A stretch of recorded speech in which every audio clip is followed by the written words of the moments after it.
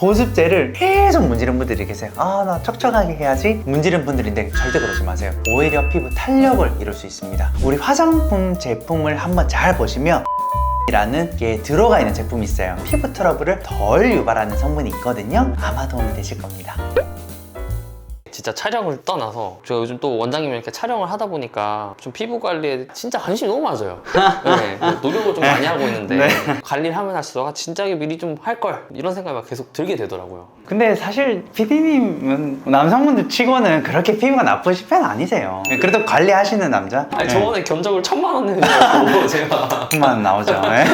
그리고 또 요즘 날씨가 많이 추워져가지고 피부가 좀 푸석푸석한 느낌도 막 들고 뭔가 좀 건조한 느낌도 드는 것 같아요. 사실 11월 이제 12월 넘어가는 이 찰나에서 갑자기 원장님 저 얼굴 건조해요 뭐 이런 분들이 부쩍이 낳는 건 사실입니다. 그래서 저도 그런 고민을 앓고 있다 보니까 원장님 같은 애기 피부가 보고 싶어서 오늘 좀 보습에 대한 걸 네. 여쭤보려고 합니다. 겨울철 보습 관리. 아, 너무 좋습니다. 오늘 이 주제에 대해서 한번 얘기해 보도록 할게요.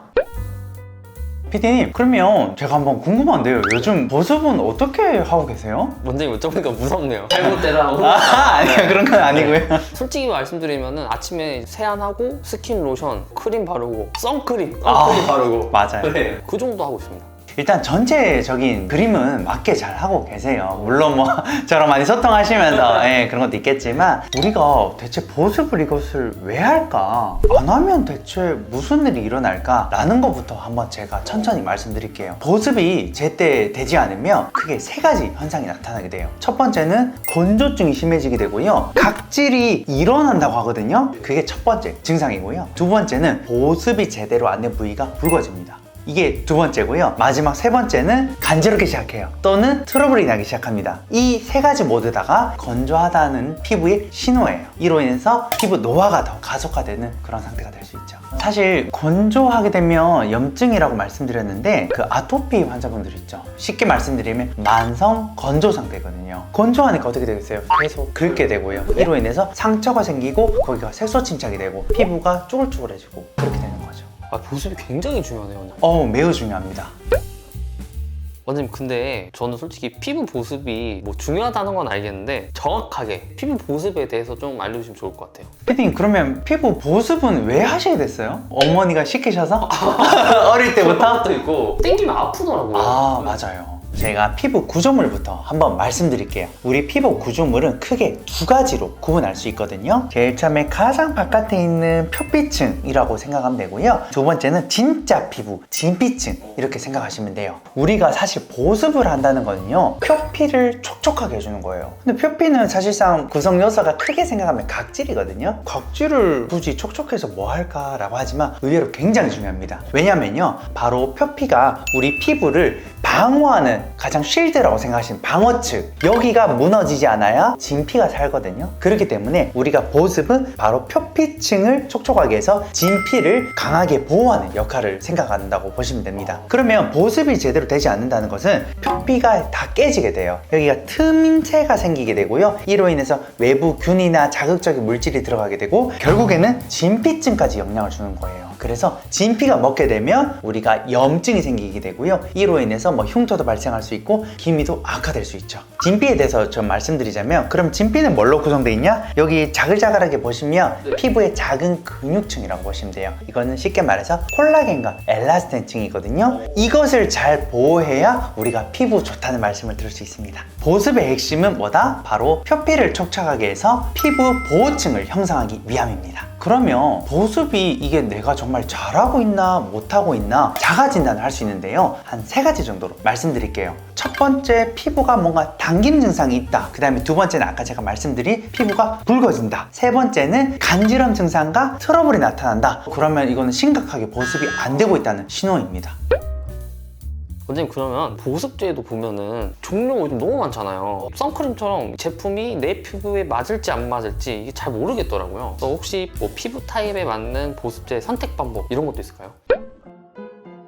여기 대해서도 제가 한번 가이드라인을 드릴게요. 보습의 종류부터 이해를 하셔야 되는데요. 크게 두 가지로 보시면 돼요. 첫 번째는 수분 함량이 많은 제품, 예를 들어서 스킨 엔세스, 앰플, 묽은 제형들이 있고요. 그 다음에 두 번째는 오일 성분이 많은 것들이에요. 이거는 기름이 많이 함유되어 있다고 이제 당연히 이해하시면 되는데요. 예를 들어서 막 크림 제제, 오일 이렇게 뿌려서 쓰시는 게 있거든요. 제가 왜 이 종류를 말씀드리냐면, 자, 예를 들어서 지금 굉장히 대기가 건조하잖아요. 그러면 사실 빨래를 한 다음에 우리가 그냥 대충 건조대에 놔두기만 하더라도 쉽게 빨래가 마른다는 거를 이해할 수 있어요. 이건 뭐냐면 우리가 수분만 있으면 쉽게 대기 습도에 내 수분을 빼앗길 수 있거든요. 근데 우리가 보습을 한다는 건 뭐냐면, 아까 제가 첫 번째 말씀드린 수분 제제 있죠. 이것을 쓰는 거에서 절대 끝나면 안 됩니다. 수분을 쓴 다음에 오일 제제로 있는 것을 한 번 더 코팅을 해줘야 수분이 날아갈 수 있지 않게 돼요. 그래서 이 두 가지를 모두 다 쓰는 게 굉장히 중요하고요. 그래서 저는 두 가지에서 최대한 세 가지 정도 쓰는 것을 추천드리게 됩니다. 그러면 어떤 제품을 골라야 될까 이렇게 고민이 되실 텐데, 상대적으로 내가 트러블이 많고 피지 분비량이 많으신 분들은 이 세 가지 중에 한 60% 정도는 수분 함량이 많은 거를 선택하시면 되고요. 내가 상대적으로 너무 피부가 얇고 건조증이 심해, 그런 분들은 50%에서 60% 이상을 좀 오일 제제가 많은 제품을 사용하시면 됩니다. 상대적으로 여드름이 있으신 분들이 의외로 건조증 때문에 고민을 많으신데요. 우리 화장품 제품을 한번 잘 보시면 논 코메도제닉이라는 게 들어가 있는 제품이 있어요. 이것은 뭐냐면 상대적으로 피부 트러블을 덜 유발하는 성분이 있거든요. 이것을 잘 찾으셔서 한번 선택해 보시면 아마 도움이 되실 겁니다. 원장님, 그러면 그 말씀해주신 내용대로 저한테 딱 맞는 보습제를 찾았어요. 그러면은 언제 어떻게 발라야 가장 효과적인지도 궁금해요.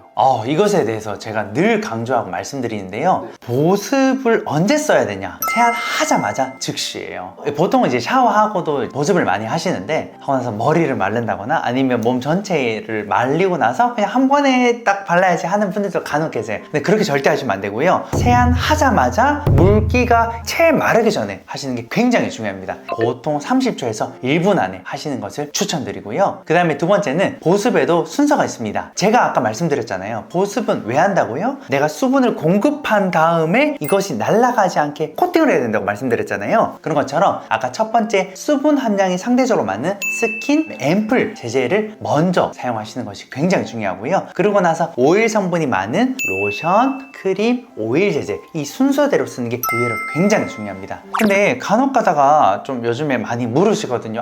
근데 이걸 함에도 불구하고 완전 너무 건조해요. 그런 분들은 제가 팁을 하나 더 드리자면, 보통 예를 들어서 저녁에 세안을 하고 보습을 했다 그러면 한 10시나 11시에 주무시기 전에 마지막에 오일 성분이 가장 많은 제제가 있거든요. 한 번 더 바르시고 주무시는 것을 추천드립니다. 절대 하지 말아야 될 세 가지부터 말씀드릴게요. 첫 번째는 보습제를 계속 문지른 분들이 계세요. 나 촉촉하게 해야지 하면서 문지른 분들인데 절대 그러지 마세요. 왜냐하면 문지르다가 보면 오히려 손에도 많이 묻게 되고요. 문지르면서 생기는 미세 스크래치가 굉장히 많습니다. 그렇기 때문에 그냥 적당량 바르시고 가볍게만 그냥 한두 번 끝내주셔야 됩니다. 그 다음에 두 번째는 계속 톡톡 치는 분들이 계세요. 심지어 얼굴 때려 막. 그렇게 하면 절대 안 돼요. 왜냐하면 오히려 피부 탄력을 이룰 수 있습니다. 그 다음에 마지막 세 번째는 흡수시켜주는 전동 기계도 있어요. 그것도 쓰지 마세요. 아까 첫 번째 말씀드린 것처럼 물리적인 데미지로 인한 피부 손상이 더 클 수 있기 때문에 손을 쓰시면 되고요. 손도 저는 그냥 가볍게 뿌린 다음에 최대한 이제 내 손에 피부에 흡수되는 것도 최소화하시고요. 바로 피부에 쓴 다음에 부드럽게 바르시고 끝내시는 게 핵심입니다. 원장님, 그럼 혹시 피부 보습을 위해 보습제랑 같이 하면 좋은 관리법이 또 있을까요? 일단 제가 하지 말아야 할 것과 하면 좋은 것, 이렇게 구분해서 말씀드릴게요. 첫 번째, 하지 말아야 될 것, 미스트 웬만해서 쓰지 마세요.